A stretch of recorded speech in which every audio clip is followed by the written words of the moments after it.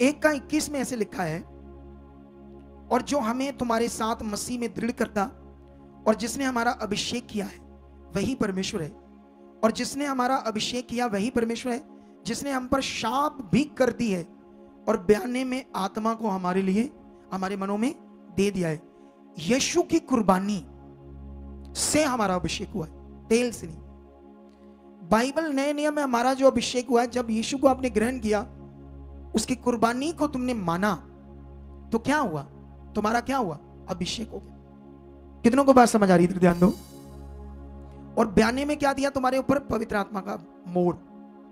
यीशु की कुर्बानी, अगर तुम यूहन्ना का वचन है 1 यूहन्ना 2:20, वहां पर भी लिखा उस पवित्र से तुम्हारा अभिषेक हुआ, तुम सब कुछ जानते हो। 27 में लिखा जो अभिषेक तुम्हारा हुआ वो तुम में बना रहता है। हालेलुया। यूहन्ना 27 में लिखा वो अभिषेक तुम में बना रहता है। अब उसका आत्मा तुम में बना रहता है। यीशु की कुर्बानी के द्वारा जो तुम्हारा अभिषेक हुआ वो तुम्हारा नियुक्तिकरण, तुम्हारी चोन, तुम अब उसकी संतान हो, ये तुम्हारा अभिषेक। अब तुम विश्वास करोगे तो तुम्हें जीवन मिलेगा, तुम्हारे मसले हल होंगे, तुम्हारा ये अभिषेक। लेकिन इसके साथ साथ जिसको कहते हैं उन्नाइंटिंग में बढ़ना, उन्नाइंटिंग बड़ी होनी चाहिए, बाइबल उसको उन्नाइंटिंग नहीं कहती, उसको कहती है परमेश्वर की पावर, परमेश्वर की सामर्थ, पावर, ग्रेस। वो शब्द है जिसको हम उन्नाइंटिंग करके यूज कर रहे हैं। कितनों को बात समझ? ऐसे ही लिखा है बाइबल में सारा जो मैं तुम्हें समझा रहा हूं। लेकिन यहां पर अब तुम्हें यह समझना होगा कि यीशु की कुर्बानी कितना बड़ा विषय है। आप जानते हो, इसी बात से लेकर पौलुस ने यहूदियों को कुत्ते तक कह दिया था। इसी बात को लेकर पौलुस ने, ये फिलिपियों का एक वचन है, फिर से आपको स्टडी करवाते हैं ताकि आपका बेस बड़ा जबरदस्त पक्का हो जाए। तो तुम इस वचन को पकड़ कर चलो, ठीक है? ये लिखा है 3 का 2 और 3, 2 वचन पढ़ेंगे। कुत्तों से चौकस रहो, उन बुरे काम करने वालों से चौकस रहो, उन काट कूट करने वालों से चौकस रहो, क्योंकि खतना वाले तो हम ही हैं जो परमेश्वर की आत्मा की अगुवाई से उपासना करते हैं और मसीह पर घमंड करते हैं और शरीर पर भरोसा नहीं रखते। हालेलुया। ये 2 वचनों को अच्छे से समझो। ये जो 2 वचन हैं, ये बड़ा पावरफुल विषय है। यहूदी लोग मूसा की व्यवस्था के अकॉर्डिंग, एक जब बच्चा पैदा होता तो उसका जो प्राइवेट पार्ट होता है, उसका आगे से मांस काटना, उसको कहते खतना, ठीक है? यहूदी इसको करते थे। लेकिन जब यीशु मसीह कुर्बान हुआ और मुर्दों में से जिंदा हुआ, तो पौलुस के पास उसने आया, ज्योति में सब कुछ उसको प्रकट किया। पहले तो ये भी विरोध करता था यीशु मसीह का पौलुस, ये भी रीतियों में था। लेकिन जब इसको समझ आई तो ये प्रचार करने लगा। वो लोग जो यहूदी थे वो कहते नहीं, यीशु की कुर्बानी से उद्धार नहीं है, मोक्ष नहीं है, खतना करने से। इसलिए उन्होंने कहा इन काट कूट करने वालों कुत्तों से चौकस रहो। लेकिन जिन लोगों ने यीशु मसीह को कुर्बानी को ग्रहण कर लिया है, उन्हें कहते हैं मसीह, उन्हें कहते हैं क्रिश्चियन। और जिन्होंने यीशु को कुर्बानी को कहा, उन्हें अगर कोई कहे क्रिश्चियंस को कहा है कुत्ते, तो उसकी टीचिंग रॉन्ग है। कितनों को बात समझ आ रही? अब हमें बढ़ना होगा और आगे, इस वचन के द्वारा परमेश्वर में और आगे बढ़ना है, क्योंकि मैं तुम्हें लेकर जा रहा हूं उन्नाइंटिंग के एक बड़े प्रोसेस में, ताकि तुम्हें कभी भी कोई गुमराह ना कर पाए। हालेलुया। एक्चुअल में पुराने नियम में एक पद की बात हो रही थी, अभिषेक करने के बाद, अपॉइंट करने के बाद ये पदवी इसकी बनी रहेगी। हालेलुया। ये तेल का जो पवित्र ठहराया जाना, ये भी बात बनी रहेगी, इजराइलियों के लिए बनी रहेगी। क्योंकि जो मेरा तेल लगाया गया, मैंने इसे पवित्र कहा, तो तुम उसे डिनाई नहीं कर सकते कि ये मेरा ठहराया हुआ नहीं। जो मैं वचन इस याजक को तुम्हारे लिए दूंगा, काम प्रायश्चित का, वेदी का, तुम्हारे पापों का, बलियों का, सब इसके सामने तुम्हें करना होगा। ये अपॉइंट था, पुराना नियम ये था। लेकिन जब इब्रानियां पढ़ते तो लिखा उस काम को यीशु मसीह ने अपनी कुर्बानी से खत्म कर दिया। वो कठिन बलियों को, वो सिस्टम को, रीतियों को खत्म करके यीशु मसीह ने हमें एक नया प्रबंध दे दिया, पवित्र आत्मा का प्रबंध। वो अनएंडिंग उनके लिए थी, बनी रहने थी। जो अनएंडिंग का मतलब वो पवित्र आत्मा, सॉरी पवित्र तेल का वो जो ठहराए जाना या उन चीजों पर लगाना, वो बात उनकी पीढ़ी दर पीढ़ी बनी रहेगी। लेकिन हमारे अंदर जब आत्मा आता है, तो ये आत्मा की तरह हम उसकी संतान है। वो आत्मा से वो आत्मा कॉन्टिन्यू आपके अंदर बना रहेगा। ये आत्मा की ओरिजिनल अनएंडिंग है। अगर अनएंडिंग की बात करें, ओरिजिनल अनएंडिंग ये है कि वो आत्मा तुम में बना रहता है। यूहन्ना भी कहता है वो अभिषेक तुम में है और तुम में बना रहता है। वो ये वचन तो बड़ा पावरफुल है, इसे रिपीट कर देते हैं, ठीक है। ऐसे लिखा है 27 में लिखा, परंतु तुम्हारा ये अभिषेक जो उसकी ओर से किया गया है। एक पास्टर अभिषेक करता है आज दुनिया में, एक अभिषेक परमेश्वर की ओर से हुआ है, वो है यीशु मसीह की कुर्बानी। क्यों? यीशु हमारे लिए क्रॉस पर चढ़ा। ये अभिषेक जिसने यीशु मसीह को ग्रहण किया वो उसकी संतान बन गया, अब उसका अभिषेक हो गया। हालेलुया। यही बात लिखी है कि जो अभिषेक उसकी ओर से किया गया है, परमेश्वर की ओर से, तुम में बना रहता है और तुम्हें इसका प्रयोजन नहीं कि कोई तुम्हें सिखाए, परंतु जैसे वह अभिषेक जो उसकी ओर से किया गया तुम्हें सब बातें सिखाता है और ये सच्चा है और झूठा नहीं, और जैसा उसने सिखाया वैसे ही तुम में उसमें बने रहते हो। ये शिक्षा आपके लिए, ठीक है। अब ये कंप्लीट टॉपिक हो गया पुराने, ये मीटिंग जो गुजरी आपकी संडे की, मैंने जो आपको समझा दिया। अब आज हम आगे बढ़ना है। आगे बढ़ने के लिए मेरे पास अब एक बड़ा विषय है, क्योंकि वो लोग ट्रोल भी करेंगे, कई लोग मुझे पता नहीं कोई करेगा, क्योंकि अभी मैं बताता हूं यीशु मसीह में बड़े सारे मिशन है, Catholic, CNI, Jehovah witness, Jesus only, and time, Methodist, मैंने तो 7-8 के नाम ले दिए। इनकी जो शिक्षा है यही यीशु, यही कुर्बानी, इनमें भी कुछ कुछ फर्क है। अब यहोवा विटनेस वाले यीशु की कुर्बानी को मानते ही नहीं, सोच कर देखो। अब मैं ये बात बताऊं तो वो मानेंगे नहीं। कितनों को बात समझ आ रही? वो यीशु की कुर्बानी को नहीं मानते, आत्मा को नहीं मानते। वो आत्मा को परमेश्वर की सामर्थ कहते हैं यहोवा विटनेस वाले, यीशु को एक मनुष्य कहते हैं उसको परमेश्वर ने बनाया, अपनी सामर्थ से यूज किया, दैट्स इट। वो मनुष्य कुछ नहीं। यहोवा विटनेस वाले ऐसे कहते हैं। जीसस ओनली वाले कहते हैं यहोवा पुराने नियम में यीशु ही था, तो यीशु पुराने नियम में यहोवा था, नए नियम में जब उसने अपना काम किया तो यहोवा का नाम खत्म। तुम ले सकते माड़ा मोटा, लेकिन जीसस ओनली मेन है। ऐसी भी शिक्षा है।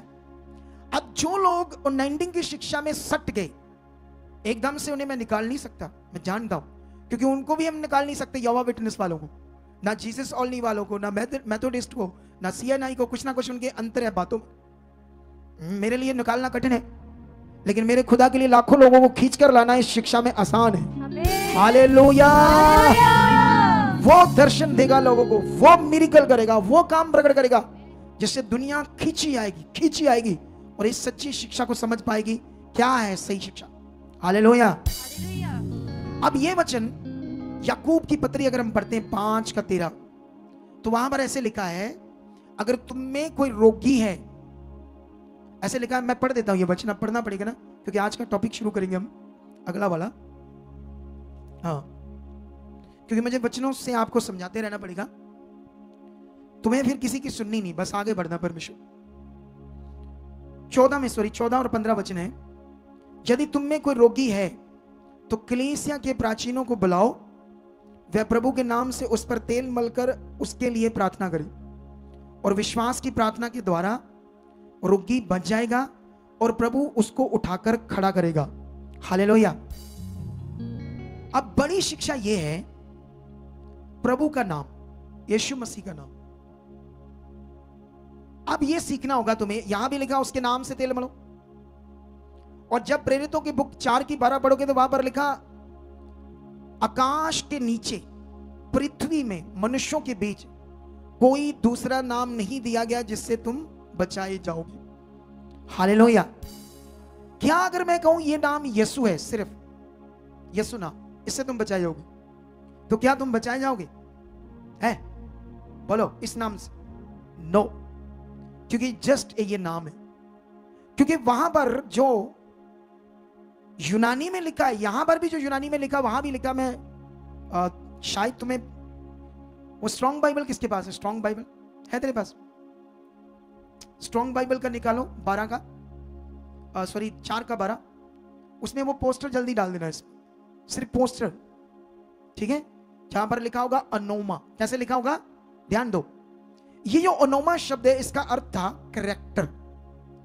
इसका मतलब यीशु मसीह जो उसका कैरेक्टर था, जो वो पैदा हुआ, जो उसका जीवन था, जो वो हमारे लिए कुर्बान हुआ, उसका शरीर तोड़ा गया, उसका लहू बहाया गया, मुर्दों में से जिंदा हुआ, ये बात को विश्वास करना है।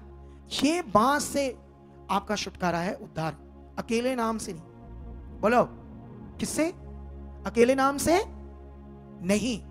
जब मैं ये लोगों पर यीशु नाम से चिंगाई करता हूं तो उससे मेरे अंदर यीशु की कुर्बानी है, करैक्टर बसा हुआ है। यीशु का जो मेरे लिए क्रॉस पर चढ़ना वो पूरी तरह से मेरे अंदर है बात। इसीलिए मैं विश्वास से बोलता यीशु नाम से तुम्हें हील कर। हालेलुया। कितनों को बात समझ आ रही? अगर अकेला नाम है और करैक्टर का विषय कमजोर है तो हीलिंग नहीं होगी। हालेलुया। ऊंचा बोलो हालेलुया। हालेलुया। अभी वापस आते हैं इस टॉपिक पर। अनोमा शब्द वहां पर लिखा है, लेकिन आगे जाकर लिखा विश्वास की प्रार्थना के द्वारा रोगी बच जाएगा और प्रभु उसको खड़ा करेगा। अब दो बातें, अगर मैं तेल हटा दूं तो क्या विश्वास की प्रार्थना से काम होगा या नहीं होगा? मेन क्या है इन दोनों बातों में, तेल या विश्वास की प्रार्थना? तेल उसके लिए हो सकता है नए बंदे के लिए, शायद ये लगाया है उसको विश्वास थोड़ा आ जाए, लेकिन मैंने सोचा वो भी क्यों करना, नए बंदे को ही शुरू से आप सही बात सिखाई। मैंने तो ऐसे समझ लिया। कितनों को बात समझ आ रही? अब दूसरा वचन में जाएंगे, वो है मरकस की बुक। क्योंकि ये जब इतनी बड़ी शिक्षा हमने स्टार्ट की है तो इधर उधर से बातें तो खड़ी होनी है, तो क्यों ना हम पहले से इन बातों का जवाब रखते जाएं आपके सामने, ताकि तुम्हारा कभी मन खराब ना हो कोई बात सुन के। ठीक है, यहां पर मरकस की बुक 6:13 में लिखा, और बहुत सी दुष्ट आत्माओं को निकाला चेलों ने और बहुत से बीमारों पर तेल मलकर उन्हें चंगा किया। ये दो वचन है तेल के ऊपर बाइबल में, नए नियम में। इसके अलावा चंगाई के लिए नए नियम में पूरी बाइबल में कहीं पर भी नहीं लिखा। हाँ पोस्टर दो, ये देखो क्या लिखा, वही शब्द है ये अनोमा। जहां जहां नए नियम में यीशु का नाम यूज होगा ये शब्द आएगा अनोमा। कितनों को बात समझ आ रही है? वापस करो, वापस थोड़ा वापस पढ़ना, मुझे अनोमा नहीं पढ़ना, उसके वो पढ़ना है चीजें।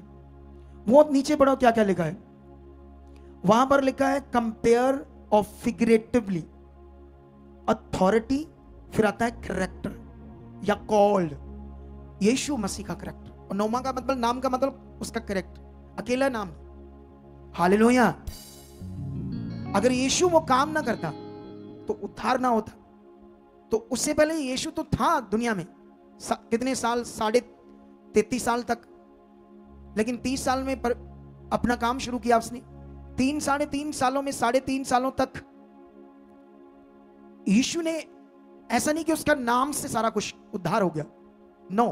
अगर उसने अपने मुंह से कहा कि जाओ मैंने तुम्हारे पाप क्षमा हुए तब हुए, लेकिन उसने असली पापों के प्रायश्चित का काम पूरा किया। इसीलिए उसके जीवन को नाम नाम करके लिखा इंग्लिश में, हिंदी में, लेकिन ओरिजिनल टेक्स्ट में उसके करैक्टर की बात होती है जो उसने काम पूरा किया। समझ आया ही नहीं समझ आया? ये शिक्षा बड़ी जरूरी थी हमारे लिए। लेकिन अब मरकस की जब बात करते हैं, अब ये बड़ा विषय है कि क्या चेलों ने तेल मला था या नहीं मला। क्या इसको ट्रांसलेटर ने तो नहीं गलती से लिख दिया? ये सीरियस मैटर है, क्योंकि अगर ये बात को मैं क्लैरिटी नहीं कर पाया तो बड़ा लोग इधर उधर की बातें घुमा फिरा कर करेंगे। ठीक है, लेकिन इसके लिए ये विषय तब का है जब यीशु मसीह ने चेलों को काम करने के लिए अधिकार दिया। क्या दिया?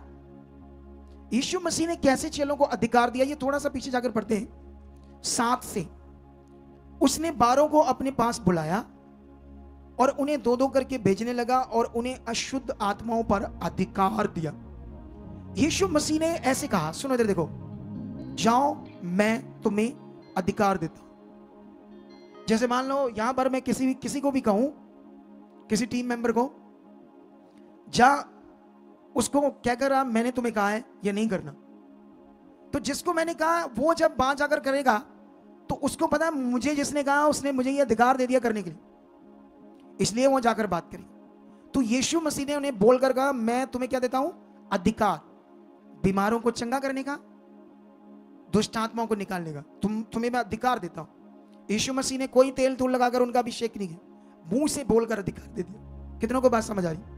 लेकिन उसके बाद बड़ी ट्विस्ट की बात क्या है ये सीखना तुमने। अभी ये बड़ी क्लैरिटी जरूरी है कि उन्होंने तेल लगाया था या नहीं लगाया था। चलो यहां पर लिखा, अब यीशु ने कहता है, यीशु ने उन्हें आज्ञा दी, मार्ग के लिए लाठी छोड़ और कुछ ना लो। ये भी ट्रांसलेशन में गड़बड़ है, अब इसकी भी क्लैरिफिकेशन देनी होगी मुझे आगे जाकर।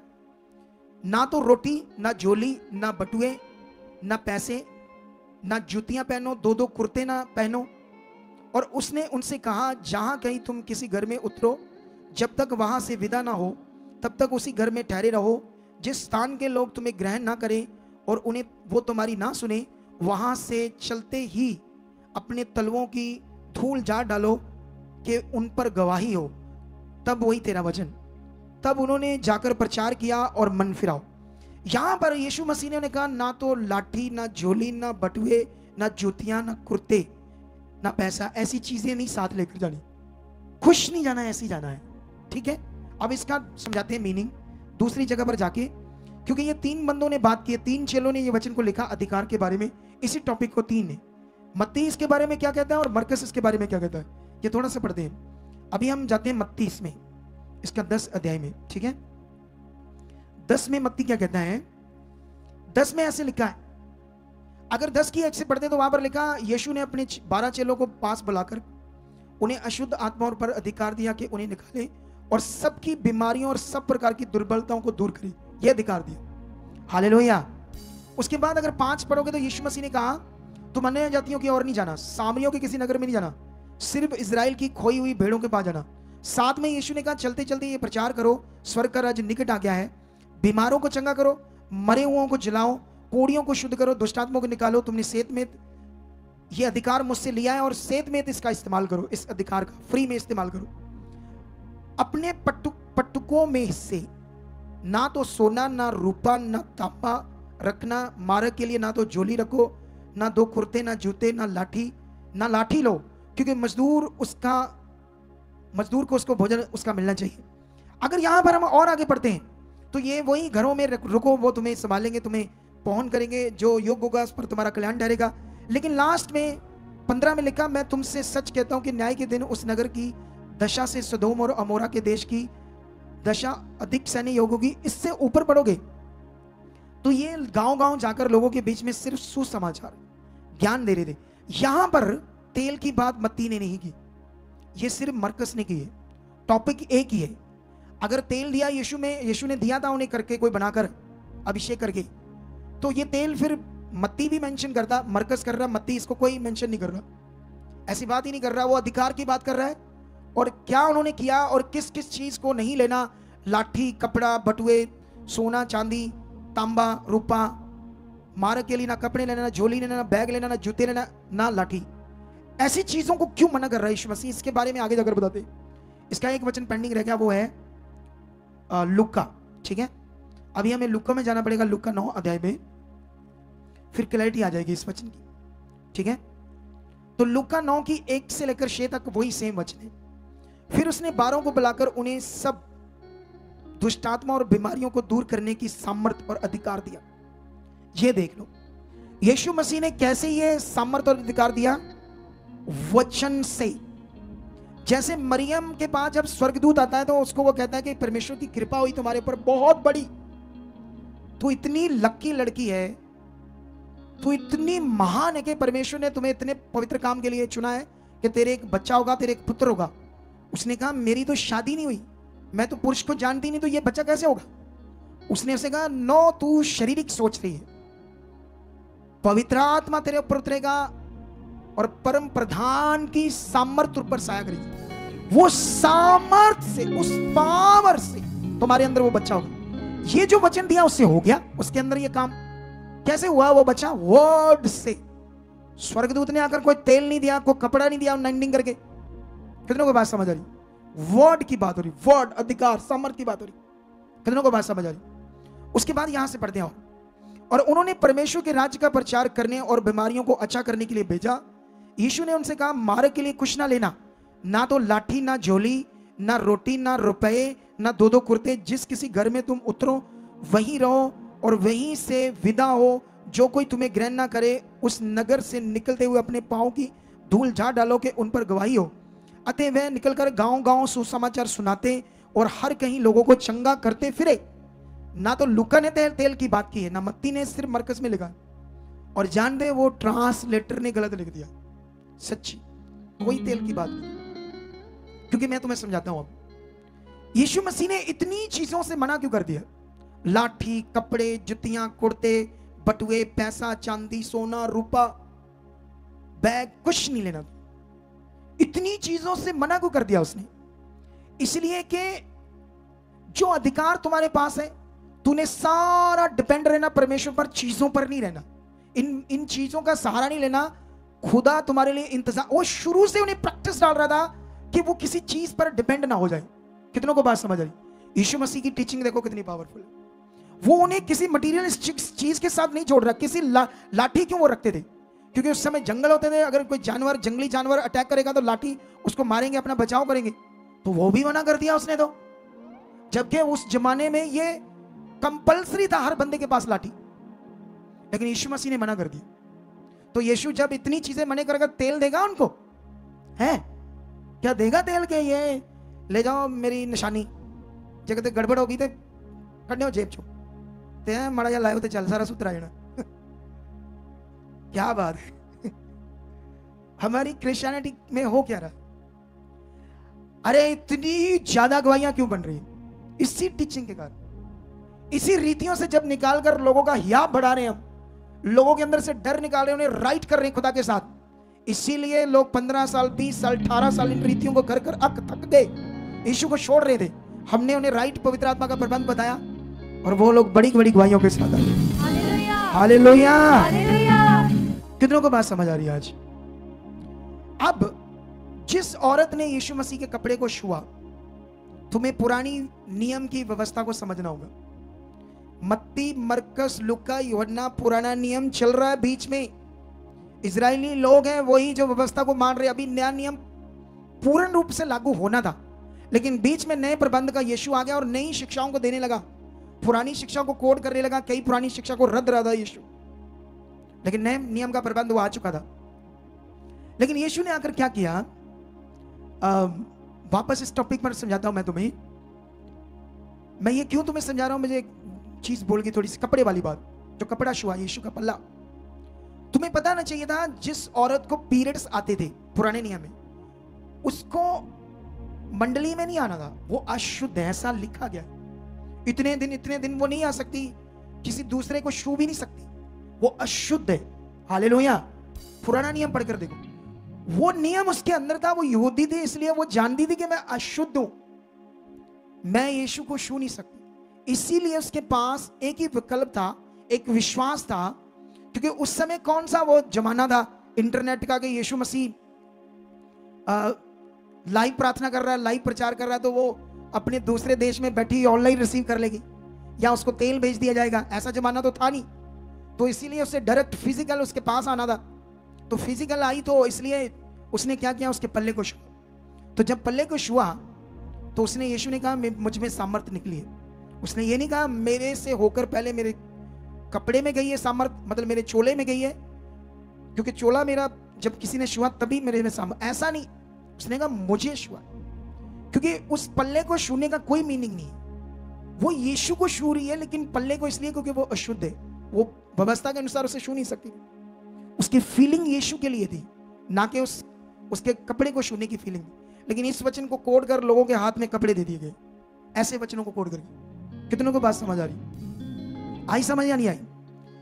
अगर आज जैसे मान लो कोई सेवक ये बात करे कि जैसे कोई बाबा होता तो बाबाओं को लोग मिलते जाकर अपनी सोल्यूशन ढूंढते हैं। एक सेवक का काम है लोगों को वर्ड देना, वचन देना, और लोग उस वचन को सुनकर अपनी जिंदगियों को बदले।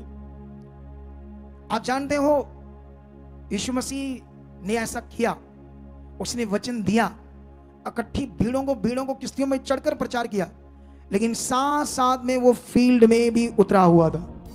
पता नहीं कितना ज्यादा लोगों के बीच में होकर काम कर रहा, और चेलों ने भी ऐसा किया। आज खुदाबंद ने मुझे फील्ड में उतारा है। किस में उतारा है? ये जो बाबाओं की बात है, ये छोटे छोटे बाबाओं की बात है।